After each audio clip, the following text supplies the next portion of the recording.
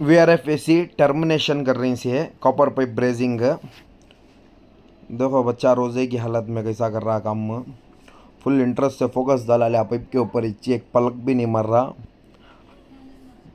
Focus पूरा brazing पर रखो, मर रहा है ब्रेजिंग। पूरा वीडियो देखो, समझ में आता कैसा करती घर को। ये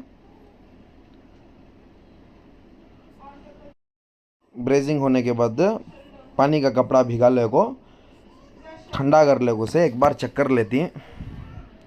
चेक करने के बाद दूसरा प्रोसेस, फोमिंग कर रही हैं सब।